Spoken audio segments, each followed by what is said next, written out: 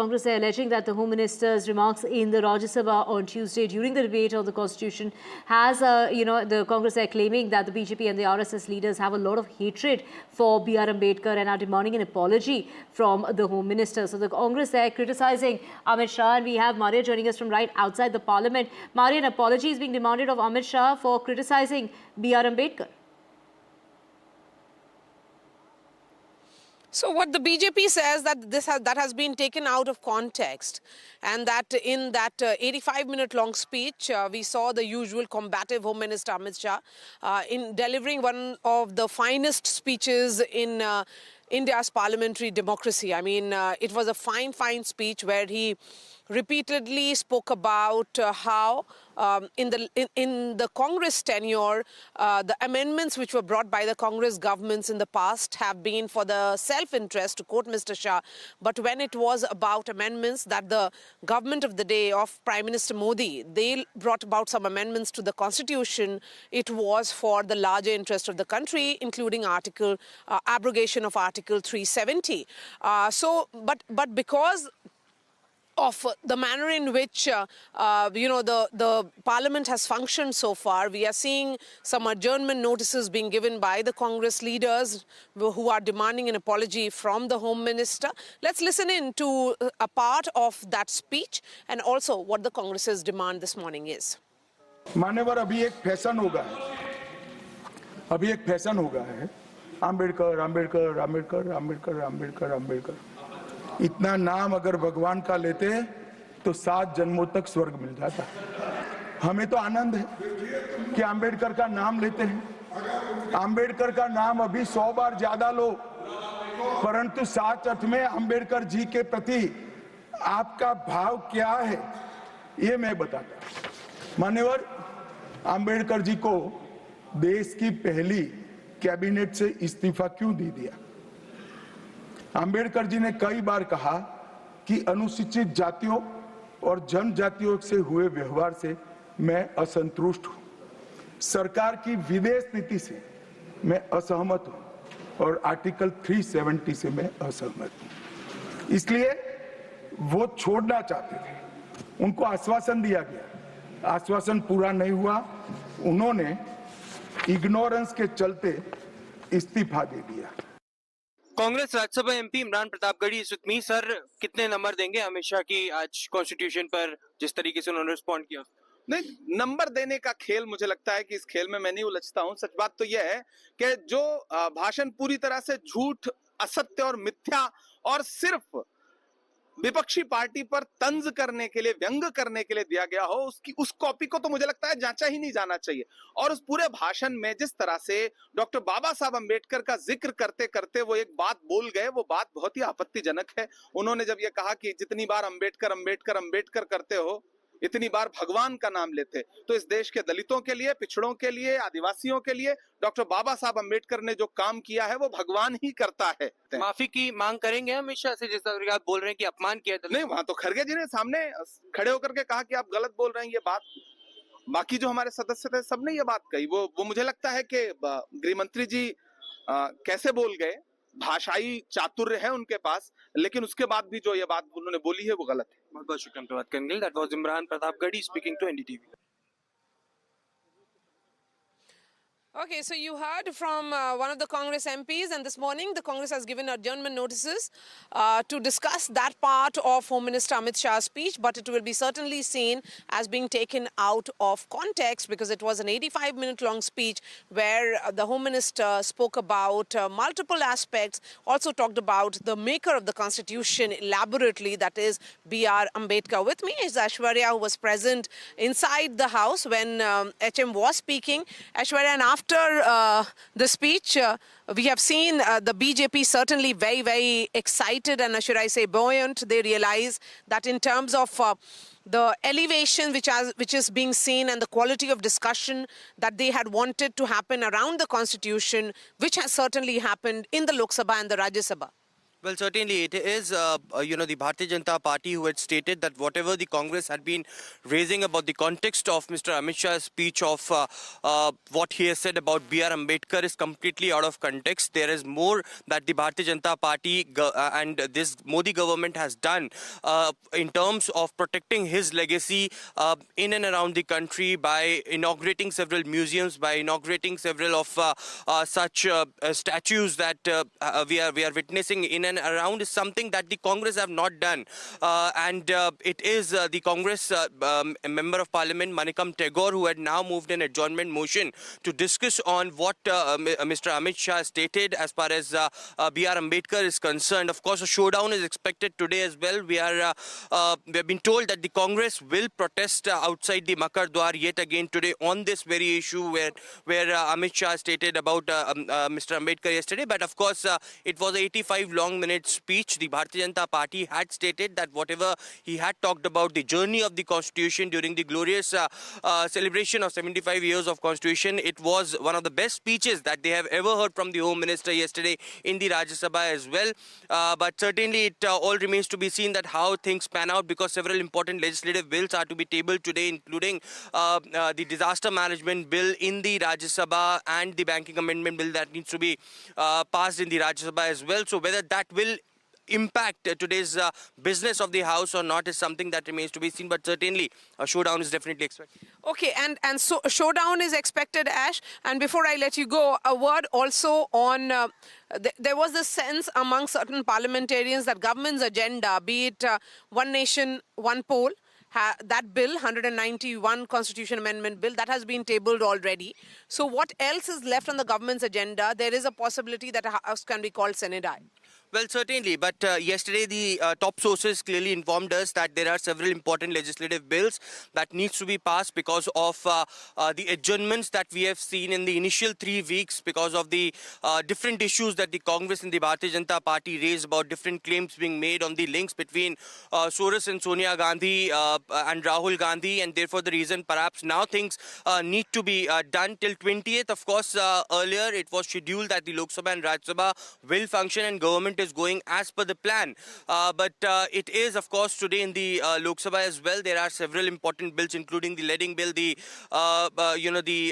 railway amendment bill that still needs to be passed.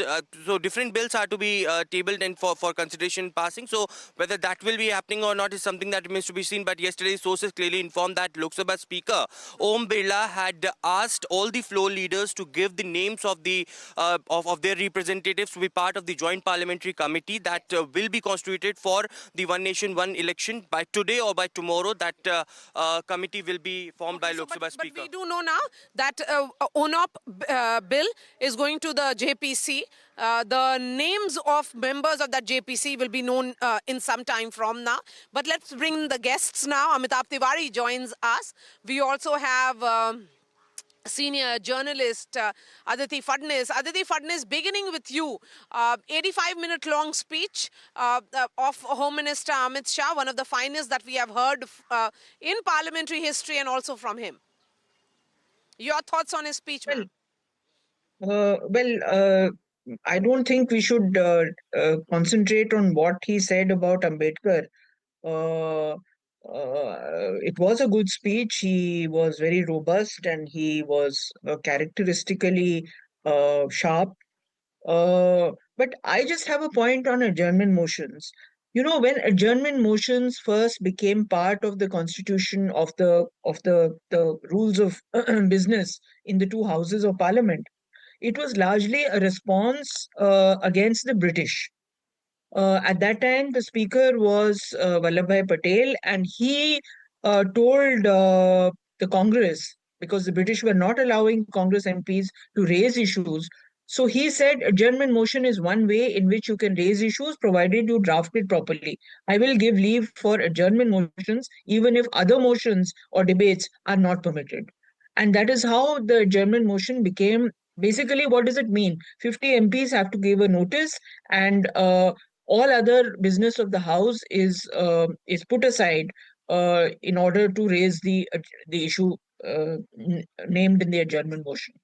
the way adjournment motions are phrased is very, very important, because that is an important element in the speaker or the presiding officer giving permission for discussion. So adjournment motion was a tool a very long time ago.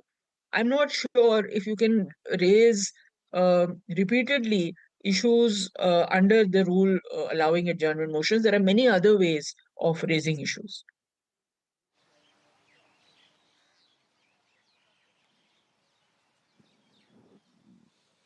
All right, I think that's a point well taken there by Aditi Fadnis. Let's bring in Amitabh as well.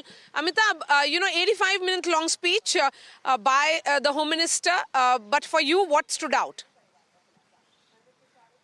So clearly, I have said this before also, if you listen to his speech during Article 370 and his speech today, I mean yesterday, you can clearly see Yes. that Amit Shah has emerged as a great orator, especially in Parliament.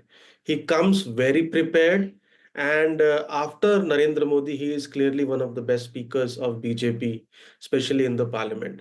So he clearly highlighted the issues or highlighted the instances where the Congress rule or the Congress prime ministers had altered or amended the constitution, and how they were done to benefit certain families, or certain other aspects were highlighted as to how they were not really in the spirit of the constitution.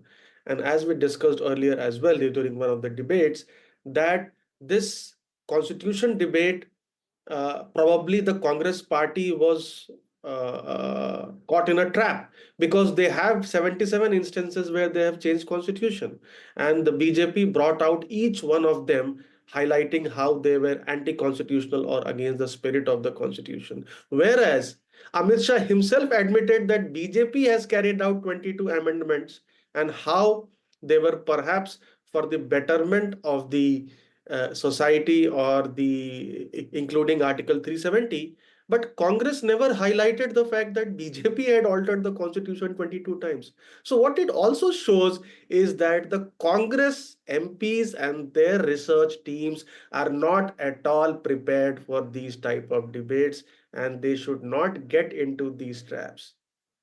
Here is the Home Minister himself highlighting that the BJP has changed constitution 22 times or amended, but the Congress has not brought it up in any of their debates. It's highly surprising. Yes, and Amitabh, I mean, look at the lineup that the Treasury benches had in the Rajya Sabha and the Lok Sabha. You had Rajnath Singh initiating the discussion in the Lok Sabha, Prime Minister Modi concluding it, a stellar lineup which included Aprajita Sarangi and a pan-India representation including Kiran Rijiju. On the other side, in the Rajya Sabha, it was Finance Minister Nirmala Sitharaman highlighting the aspects of the constitution, and then you had Home Minister Amit Shah concluding it. In terms of their preparation, I would say it was the opposition which wanted this discussion, the Congress in particular, where they said that they are on this mission of saving the constitution. But what came across after this discussion is that the constitution framework hasn't been really compromised, because in terms of instances that the government of the day managed to quote, it was the Congress which appeared to have much to explain on what happened to the principles of the constitution and the larger aspects of the constitution in their tenure and of a good 65 years than the BJP. Yeah, essentially, I mean, even in the no confidence motion, the preparedness of the Congress party was exposed. So here as well, the BJP was able to highlight instances and actually show to the countrymen or the public who were listening that the opposition targets NDA as being anti-constitutional, but it is actually the Congress party which is anti-constitutional and has amended the constitution many times in the past, including the emergency, including the imposition of emergency. And if you also see, Amit Shah exposed Rahul Gandhi in the sense that he quoted Indira Gandhi praising Savarkar on his death.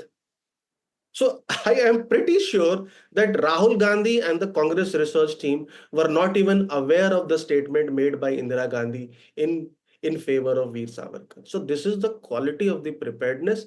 The Congress party is up against an organization, an institution, a big machinery which is not only dependent upon the Prime Minister, but has a series of names, as you mentioned, on its bench to take on the Congress party. But the Congress party does not have many speakers, neither they are doing proper research, nor they are pushing speakers who have a good knowledge of history and are making speeches which are largely rhetorical without any backing or facts. So that was exposed in this debate as well. Okay. Okay. Okay, Aditi Fadnis, overall on the discussion on constitution, long awaited, but Parliament certainly lived up to it. Parliamentarians did surprise most Indians with the quality of discussion that we had on a crucial subject as constitution. Would you agree? Yes, it was an interesting debate, and without really saying who was better or who was worse, I would just say that obviously the Congress has been in power in this country much longer than the BJP. In fact, the BJP, the years the Congress was in power, BJP did not even exist as BJP. So, as a result, naturally, the changes in the constitution, in keeping with the times, would be done by the party which has been in power longer. As to the question of whether it was good for the country or not good for the country, you can have a debate on that. I don't know. But overall, I think it was a reasonably good debate, and we have heard better debates in the past on the constitution. But all things considered, it was an interesting debate, which clearly outlined the positions taken by political parties today.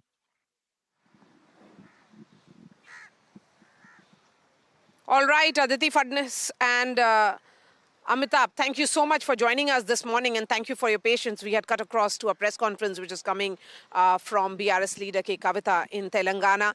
And yesterday, in the Lok Sabha, it was 129th Amendment Bill, which if actually taken the form that the government of the day expects, will be called One Nation, One Poll. But it's a constitution amendment bill which requires two-thirds members present in the House and two-thirds members voting in favor of the bill. In fact, that was not to be. The BJP did face a little setback on that count because good 29 of its MPs were missing despite a whip being issued to them for their attendance. The bill will now be sent to a joint parliamentary committee. What are the aspects of this crucial legislation which has drawn several parties in opposition, which has made opposition parties stand up against it? What are the views of constitutional experts? My colleague Vishnu Shom spoke to Harish Salve, also Abhishek Manu Singhvi and NK Singh, who was part of this panel which put out those recommendations for One Nation, One Election. Let's just go through several of the points which the opposition has raised, and I'm trying to get an idea of where you stand, on this, and the panel stands on this. Firstly, on undermining federalism, the opposition argues that One Nation, One Election would erode the federal structure of India by synchronizing state assembly elections with national elections, potentially reducing the autonomy of states and diminishing the focus on regional issues. Is this correct? So let's just deconstruct what you said. Yeah. Having elections together is damaging to federalism, which means you must have 26 states, or what's the last count? We have 26 or 28 Yes. states, and one union. So you must have 29 elections every year. And then you must space them out. But the year is only 12 months. Anything less than this undermines federalism. Is that the argument? I don't understand this. Vishnu, where is this coming? What is federalism? Let us take a step back. And I'm not a social media person. I'm not on Twitter or X or Y or Z, whatever it's called. So that vocabulary is alien to me. As a student of constitutional law, I start by saying, what is federalism? Federalism is the constitutional architecture which defines the role of the union and the states. It defines the divide of the federal versus the state legislative fields. It divides the the executive powers go with the legislative fields. It divides the institutions, the judicial institution, the other institutions, federal institutions, the state institutions, and the interplay and the role of each is what is federalism. So when Parliament exercises extraordinary power and dismisses the state government only for political ends, and that's the important point, for political ends, Yes. then it is a breach of federalism. So that's an abuse of power. If Parliament was to take away legislative powers of the state, what did Delhi government allege and what did Supreme Court hold? That on a construction of the NCT law, the appointment of civil servants should be by the Delhi government. Okay? Of course, that was subject to law made by Parliament. Parliament corrected that interpretation. I can understand issues like that being characterized as issues affecting federalism. Yes. Because that affects the architecture of the union and states, except where union territories are concerned, constitutionally they are all part of the union. So it's only by parliamentary law that there is a divide. But tomorrow, if Parliament was to turn around and say that the union government will nominate the chief minister, obviously it will destroy federalism. It has to be the elected members of the House. Or if they were to say that you will not make any law without the permission of the union government, obviously that will destroy federalism. Okay. Because each. Okay. So those are matters of the constitutional architecture. As I understand it, while a simple majority of those present and voting is enough to allow the bill to be tabled, you need legislation to amend the constitution, and that needs 2/3 of members present voting, right, in its favor. Do you believe that the government doesn't or lacks that at the moment? Well, these are inconvenient truths which the government doesn't want you and I and the nation to discuss. We don't know. Will come to the test. That stage has not come now. The bill may well be referred to the JPC. The bill may come up in the next session. So today we are certainly not at that stage. But your question is a political one. Let me tell you that it's going to be either very narrow or not be passed at all. There are lots of features in this bill which will be objected to by their so-called allies. And above all, and this is the crucial takeaway, a narrative is being spread that no state ratification is needed. I find it bizarre. I don't know who is advising on what legal principle, but here you have a law which, forget everything else for a moment, changes the cycle directly of electoral politics at the state level. It also, of course, does it for municipal and panchayati elections. It synchronizes them all. Leave aside parliamentary for a moment. Now, if I change your cycle, in effect, it means that if Vishnu Som stands for an MLA and I win and I defect or my seat falls vacant, then Vishnu Som will again fight me after 2.5 years. But if elected, you or me will have only a 2.5-year balanced term. That's the heart of this bill. You tell me one thing, with this kind of direct interference by law on the will of the majority at the state level, how on earth can anybody even suggest that this will not require state ratification? Is my question to myself. But I'll tell you the problem and the answer, Vishnu. This is a preconceived notion. It is the favorite hobby horse and theme of no less than the exalted numero uno of this country. So the question put to the committee is not if it is desirable, good, correct, virtuous on its own merits. The question decided by the committee is, it must be done, tell us how. It's not the if question which the committee addresses, it addresses the how question. And therefore you make these blunders, and I am absolutely confident that if somebody tries to get it through without state ratification, this is going to be held to be unconstitutional. But Dr. Singhvi, even at the moment, the India Alliance has the support of 234, right? So if the amendment has to pass, which, as I understand it, requires a 2/3 majority, then the BJP will need support from non-aligned parties, right? And there are a couple of possibilities. There's the YSR Congress that has, I think, 4 MPs, and the Akali Dal, which has 1. Both of them have pledged their support, but it's not a done deal as yet. So therefore, do you believe that, that is a process the BJP will need to complete before anything happens here? Absolutely. I mean, we're talking at the moment of parliamentary ratification. That's the basic. I was one step ahead on state ratification. Obviously, if you don't get the 2/3 requisite, you don't have a constitutional amendment. Obviously, it requires a constitutional amendment. The committee also says so. Now, the question is whether it will happen politically or not. I am certainly ill-equipped and not half as smart and savvy as the ruling party in getting numbers. Now, whether they get numbers by fair means or foul means, the last 10, 12 years have shown us the pattern of conduct. There are also a number of parties which are marginal parties, which kind of change loyalties all the time. So that question is something which only time will tell. But it's going to be a very narrow, there's no clear majority which they have in parliament. And I doubt if every segment of every ally will also support it only at the parliamentary level. At the state level, there's no question about it. They will not. Okay. The key points which has been mentioned is that the present system of elections, where we've got separate elections at the assembly and at the center, ends up being far too expensive. If one nation, one election were to happen, could you tell us how it would be a more cost-effective solution? Well, I think in 2 very direct ways, Vishnu. One is that the repetitive nature of the elections add to repetitive costs. Costs in terms of the time lost in the model code of conduct, detracting the focus of those elected from governance to fighting the next election. In terms of the deployment of the law and order machinery, repetitively for purposes of holding separate elections, which is not inconsiderable.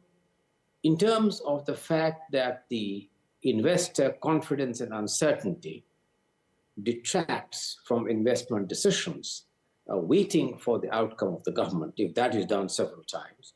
In terms of the interruption of continuing production process